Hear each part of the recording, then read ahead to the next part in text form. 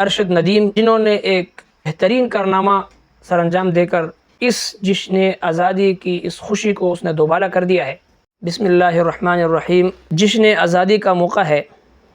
اور عین اسی موقع پر اس ملک کے ایک قابل فخر فرزند نے یعنی ارشد ندیم، جنہوں نے ایک بہترین کارنامہ سر انجام دے کر اس جشن آزادی کی اس خوشی کو اس نے دوبالا کر دیا ہے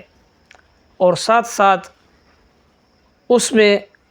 کامیابی حاصل کرنے کے بعد رب کائنات کے حضور سجدہ ریز ہو کر ہمارے نوجوان نسل کو انہوں نے پیغام دیا ہے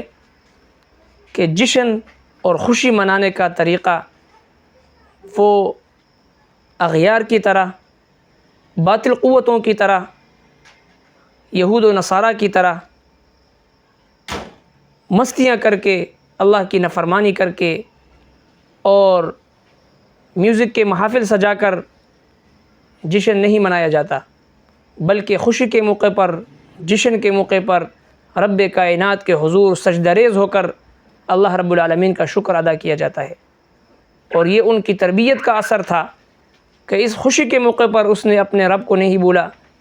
اور پوری دنیا کے سامنے سجدہ ریز ہو کر اور پوری امت مسلمہ کے نوجوانوں کو یہ پیغام دیا کہ خوشی کس طرح منائی جاتی ہے۔ اور ہمیں اس بات کا بھی خیال رکھنا چاہیے کہ ہماری نوجوان نسل کو آگے بڑھ کر امت مسلمہ کے جو نوجوان ہیں ان کو چاہیے کہ وہ ہر میدان میں، چاہے وہ کھیل کود کے میدان ہو، چاہے وہ تجارت کا میدان ہو، چاہے وہ سائنس اور ٹیکنالوجی کا میدان ہو، ہر میدان میں آگے آ کر محنت اور کوشش کر کے دنیا کے سامنے اپنی صلاحیتوں کو پیش کریں اور ایک بہترین مسلمان ہونے کی حیثیت سے بہترین خدمات انجام دے کر ملک و قوم کی خدمت کریں، اور اس طرح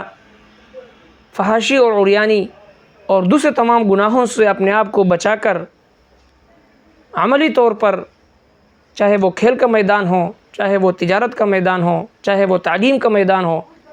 ہر میدان میں سبقت لے جانے کی کوشش کریں۔